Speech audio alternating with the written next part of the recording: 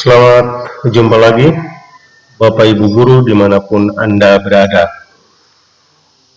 Kali ini saya mengajak Bapak Ibu untuk sama-sama melihat soal-soal yang ada pada pretest BIMTEK Guru Belajar seri masa pandemi COVID-19 tahap 1 atau yang dalam program ini disebut Asesmen Pra-Program tahap 1.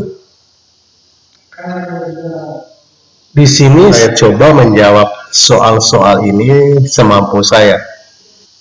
Menurut analisa saya, setiap mengikuti kegiatan BIMTEK apapun selalu didahului oleh pretest. Ya, apa untungnya kita belajar pretest?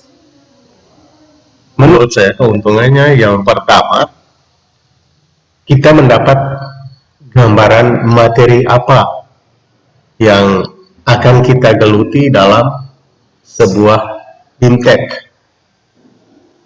Yang kedua, dari soal-soal pretest ini kita dapat memprediksi bahwa soal-soal itu juga yang muncul dalam tes formatif. Yang ketiga, keuntungan ketiga biasanya soal-soal yang dimunculkan dalam pretest kemungkinan besar soal-soal itu juga yang muncul dalam soal-soal sumatif.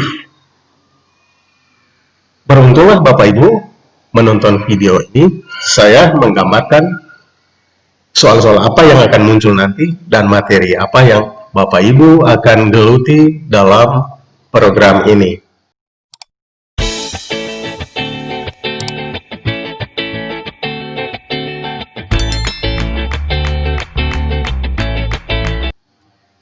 Nomor 1, salah satu prinsip utama pembelajaran jarak jauh yang harus dipahami oleh guru adalah memberikan pengalaman belajar yang bermakna bagi peserta didik. Nomor 2, dalam menghadapi situasi darurat wabah COVID-19, pembelajaran jarak jauh harus dilakukan. Dalam pelaksanaannya, banyak kendala atau kesulitan terjadi. Oleh karena itu, hal penting yang harus dilakukan adalah mendorong kolaborasi antara orang tua, guru, dan peserta didik. Nomor 3, ketika pembelajaran jarak jauh mulai diterapkan, hal pertama yang harus dilakukan oleh guru adalah membangun kesepakatan dengan orang tua dan peserta didik. Nomor 4, melakukan kolaborasi antara orang tua, antara guru, orang tua, dan peserta didik termasuk dalam 5M, memanusiakan hubungan. Yang kelima, pekan lalu guru Adit memberikan tugas membuat laporan kepada peserta didik. Lalu, Guru Adit memberikan tugas membuat laporan kepada peserta didik yang dapat mereka kerjakan dari rumah. Dari laporan yang sudah terkumpul, Guru Adit memberikan komentar dan masukan untuk masing-masing peserta didik. Cara 5M yang diterapkan oleh Guru Adit adalah membangun berkelanjutan.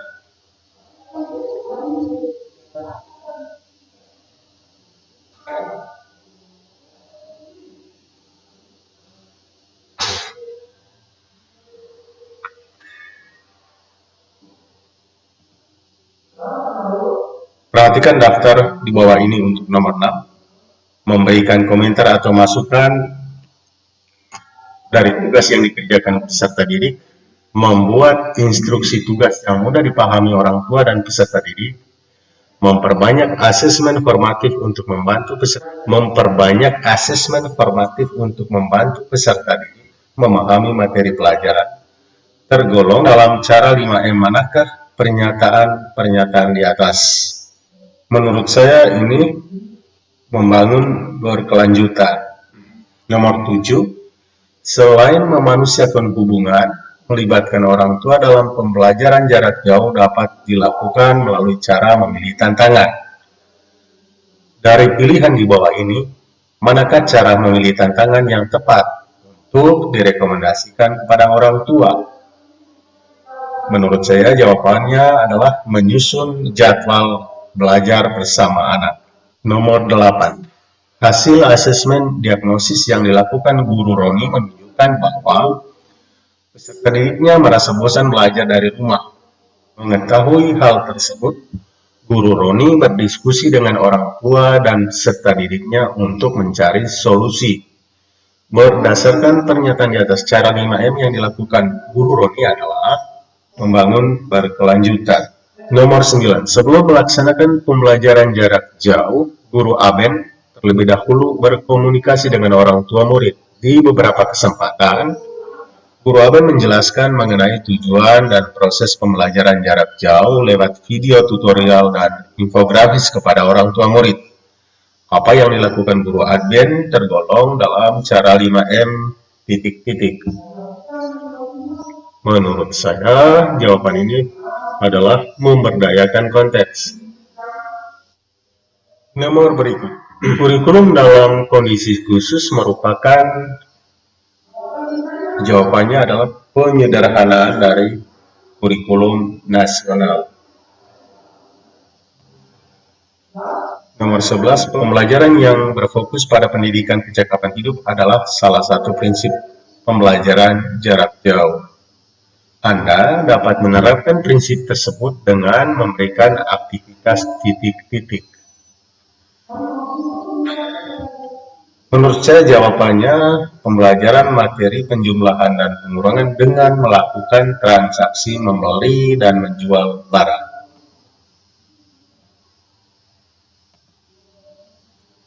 Berikut ini yang merupakan tujuan utama dari pendidikan adalah kompetensi. Nomor 13, 4 kemampuan yang menandai penguasaan kompetensi pada siswa adalah urutannya menalar, siap hidup, kemandirian, dan ujian bermakna.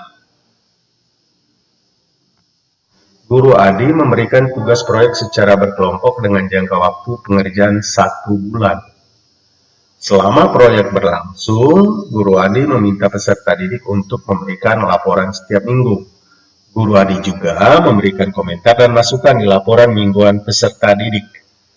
Dari cerita di atas dapat diketahui bahwa pembelajaran yang dilakukan Guru Adi berbasis kompetensi. Nomor 15 ada kompetensi pengetahuan dan kompetensi keterampilan. Ada KD 3.1 dan 4.1. Tabel di atas merupakan KAI dan KD kelas 3 mata pelajaran Bahasa Indonesia. Setelah menentukan tujuan kompetensi yang menggabungkan pengetahuan dan keterampilan pada KD 3 dan 4, apa langkah selanjutnya yang harus dilakukan? Ya tentunya menetapkan indikator. Nomor 16. Mengapa KI dan KD perlu diselaraskan? Jawabannya agar sejalan dengan kebutuhan dan kondisi murid.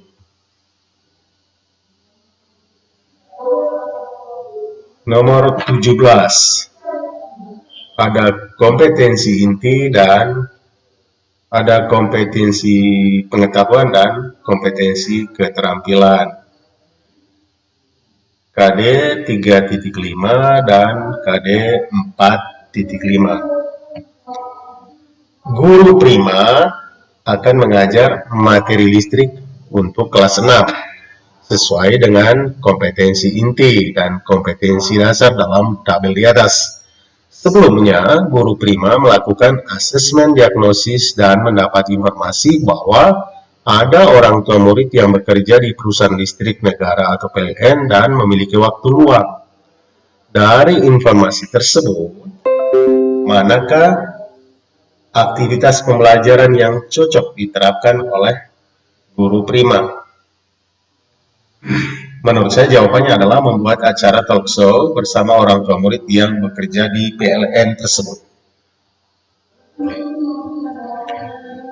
Nomor 18. Selama pembelajaran jarak jauh, Guru Dinda menerima banyak keluhan dari orang tua yang mengalami kesulitan mendampingi anak belajar. Selain itu, setiap kelas daring, Guru Dinda merasa bahwa peserta didiknya bosan dan kesulitan memahami materi.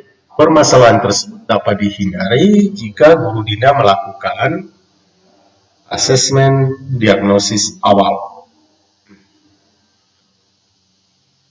Nomor 19. Tujuan dari asesmen diagnosis awal adalah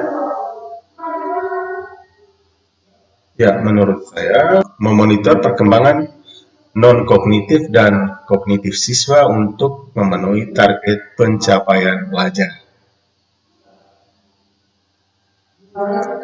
Dari pilihan nomor 20 dari pilihan berikut, manakah siklus asesmen di awal pembelajaran yang tepat? Ini soal urutan yang Ibu. Yang pertama, asesmen non-kognitif. Setelah itu, asesmen kognitif, dan berikutnya tindak lanjut dan evaluasi.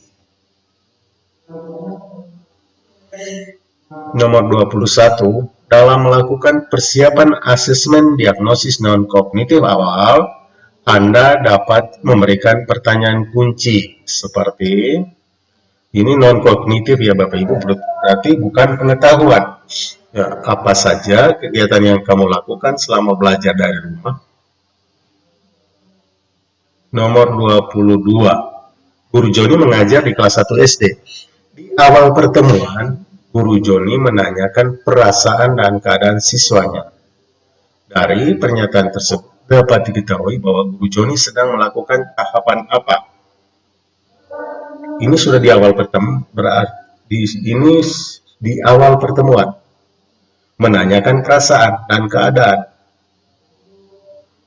Berarti dia sudah melaksanakan. Sudah dalam tahap pelaksanaan. Diagnosis adalah non-kognitif, bukan kognitif, karena menanyakan tentang perasaan dan keadaan. Pelaksanaan, jawabannya adalah pelaksanaan asesmen diagnosis non-kognitif awal.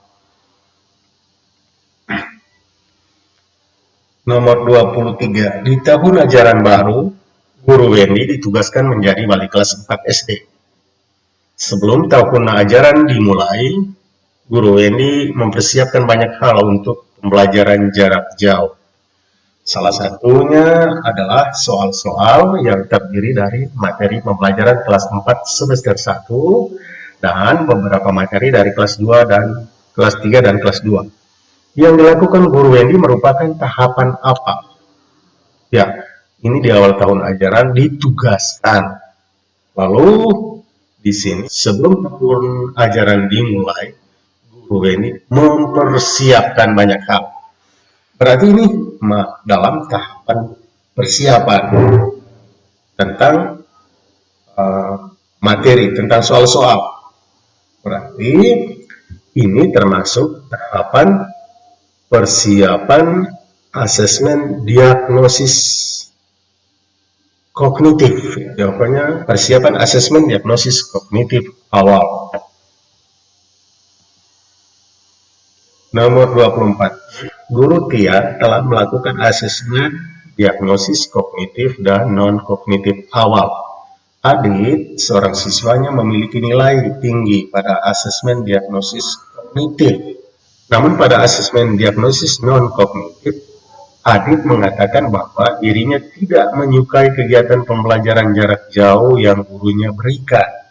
Dari cerita di atas, tindak lanjut yang dapat Guru Tia lakukan adalah berdiskusi dengan Adit dan orang tuanya terkait kendala yang dihadapi Adit.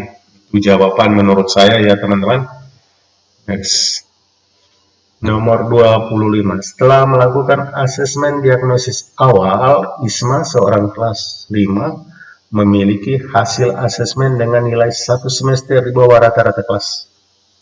Dari pernyataan tersebut, tindak lanjut yang dapat dilakukan guru kelas 5 adalah, ini menurut saya ya Bapak, mengelompokkan siswa dengan nilai di bawah rata-rata kelas untuk mendapatkan pelajaran tambahan.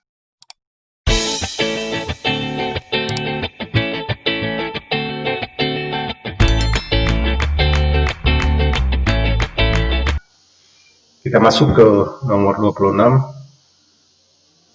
Guru Irene adalah seorang guru kelas 3. Di awal tahun ajaran baru, guru Irene memulai kelas meminta siswa bercerita dengan menjawab 3 pertanyaan. Berikut ini adalah pertanyaan yang guru Irene berikan. 1. Bagaimana kabar kamu hari ini? 2. Apa saja kegiatan yang kamu lakukan selama belajar di rumah dalam 3 bulan terakhir? Yang ketiga, kegiatan atau tugas apa yang paling menyenangkan dan tidak menyenangkan yang kamu dapat kemarin? Dari pernyataan tersebut dapat diketahui bahwa yang sedang dilakukan guru Irene merupakan langkah-langkah asesmen awal pada tahap apa? Asesmen awal. Ini bukan persiapan lagi, tapi dia sudah masuk kelas ya, berarti sudah tahap pelaksanaan. Sesuai dengan melihat pertanyaan yang dia ajukan tentang kabar, tentang kegiatan, dan tugas, maka ini termasuk diagnosis non-kognitif. Karena itu jawabannya adalah pelaksanaan asesmen diagnosis non-kognitif awal. Nomor 27. Asesmen untuk belajar dapat digunakan untuk, menurut saya, mendapatkan informasi yang digunakan pendidik dan peserta didik menentukan tujuan dan tahapan belajar. Nomor 28. Mengukur penguasaan dan penerapan hasil belajar oleh peserta didik terkait capaian kurikulum merupakan kategori titik-titik. Ya, menurut saya jawabannya asesmen terhadap belajar. Apa tujuan dilakukannya asesmen diagnosis? Menurut saya, jawabannya adalah mengidentifikasi kemampuan dasar peserta didik dalam topik sebuah mata pelajaran. Nomor 30. Setelah melakukan asesmen diagnosis berkala, hal apa yang dapat dilakukan guru selama proses pembelajaran? Menurut saya jawabannya adalah guru menyesuaikan aktivitas dan materi belajar di kelas dengan peningkatan rata-rata semua murid di kelas. Nomor 31. Asesmen diagnosis berkala termasuk, ya, kalau diagnosis berkala itu sama dengan asesmen formatif Bapak Ibu. Nomor 32. Asesmen diagnosis berkala merupakan asesmen formatif berdasarkan tujuan dan prinsipnya. Hal ini terkait dengan, menurut saya, pemeriksaan kemampuan belajar peserta didik untuk membantu proses belajar. Nomor 33. Dari pilihan berikut ini, manakah aktivitas yang dilakukan guru pada tahap pengelolaan hasil asesmen? Menurut saya jawabannya adalah melakukan penilaian untuk masing-masing peserta didik dengan memberikan nilai 1 apabila jawaban benar dan nilai 0 apabila jawaban salah. Berikut nomor 34. Seorang guru akan melakukan asesmen diagnosis sebelum mengajar materi baru. Pada tahap persiapan, guru tersebut menyusun 10 soal sederhana. Bagaimanakah pemilihan soal yang sebaiknya dilakukan? Menurut saya jawabannya adalah 8 soal dari materi prasyarat dasar dan 2 soal pada materi yang akan dipelajari. Nomor 35. Pembelajaran jarak jauh merupakan, ya, menurut saya, pembelajaran yang diberikan sesuai dengan kondisi murid meskipun tidak selalu bisa bertatap muka antara guru dan murid. Nomor 36. Penggunaan televisi dan radio merupakan media dalam pembelajaran jarak jauh model titik-titik. Televisi dan radio berarti dia tidak menggunakan jaringan. Pilihannya adalah luar jaringan atau offline. Berikut nomor 37. Dalam konteks pembelajaran jarak jauh, ada aktivitas pembelajaran sinkron dan asinkron. Prinsip pembelajaran sinkron adalah dalam pembelajaran ini, guru dapat melihat langsung pemahaman murid atau keterampilan komunikasi saat itu juga. Ya, sinkron ini menyangkut komunikasi yang dilakukan secara dua arah dalam waktu yang bersamaan. Jawabannya menurut saya yang terakhir ini. Nomor 38. Guru Amir mengajar di daerah pedesaan yang tidak semua orang tua memiliki gawai, telepon pintar, televisi, radio. Model pembelajaran jarak jauh manakah yang sebaiknya digunakan Guru Amir? Ya, jawaban menurut saya model kelas luring berkelompok kecil. Nomor 39. Konsep utama pembelajaran terpadu blended adalah, menurut saya, pembelajaran berpusat pada murid, di mana murid sudah belajar secara daring maupun luring.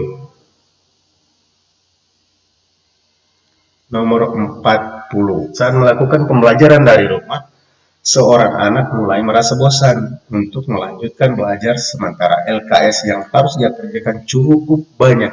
Apa yang sebaiknya dilakukan? Menurut saya, hal yang sebaiknya dilakukan adalah memanfaatkan hal-hal yang menjadi minat anak untuk dijadikan konten belajar. Nomor 41. Mengumpulkan tugas pembelajaran melalui email, Google Drive, atau mengirim melalui WhatsApp merupakan jenis aktivitas pembelajaran. Ya, jenisnya daring, kelas daring, sekarang asinkron atau sinkron. Karena tidak dilakukan, bukan komunikasi dua arah yang dilakukan secara langsung dan dilakukan saat itu juga, maka ini merupakan daring asinkron.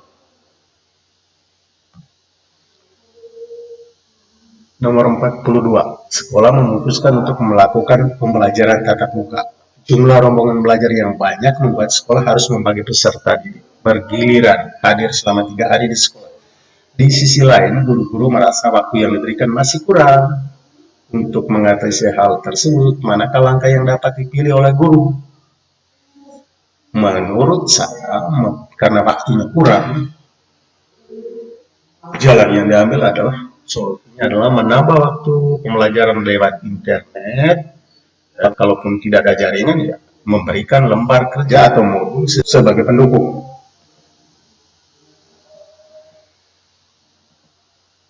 Nomor 43. Penggunaan media belajar seperti tape recorder, radio, dan telepon merupakan media belajar yang berjenis tape recorder, radio, dan telepon. Ini cuma mengandalkan audio, hanya mengandalkan suara.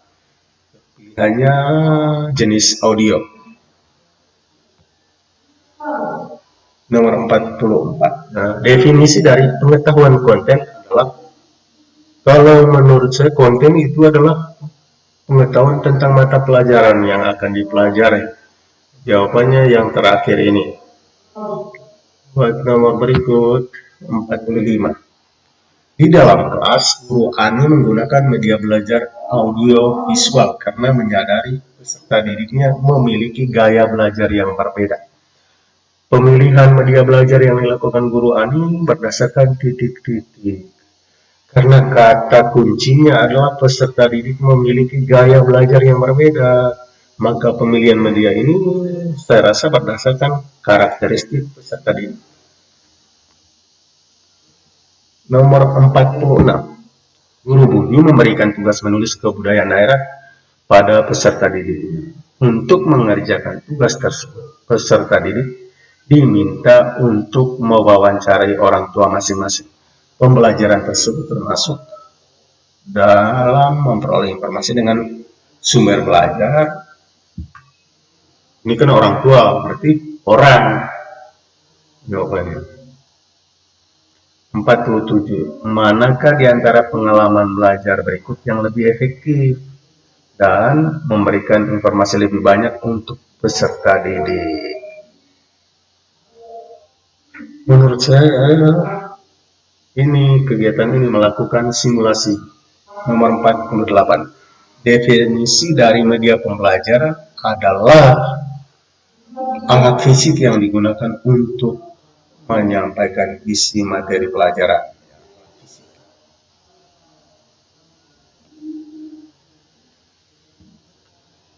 Nomor 49. Kelebihan merancang sumber belajar sendiri. Merancang sendiri ya. Menurut saya jawabannya ini ya, karena pengalaman kita juga sehari-hari begitu. Karena pengalaman sehari-hari kita seperti itu ya, sesuai dengan rencana pembelajaran, gaya mengajar guru, dan kebutuhan peserta didik. Nomor terakhir, guru Tini akan mengajarkan pembelajaran matematika mengenai bangun ruang. Guru Tini menyiapkan sebuah kubus, kawat, dan penggaris dengan ukuran-ukuran yang telah ditetapkan dari ilustrasi tersebut. Manakah yang termasuk media belajar? Menurut saya, media belajar adalah yang termasuk media belajarnya adalah kubus dan kawat yang akan. Baik Bapak Ibu, demikian saja soal pretest yang kita sudah lihat bersama. Kiranya gambaran soal-soal ini bermanfaat bagi Bapak Ibu dalam mengikuti seluruh rangkaian kegiatan program di tahap 1 ini.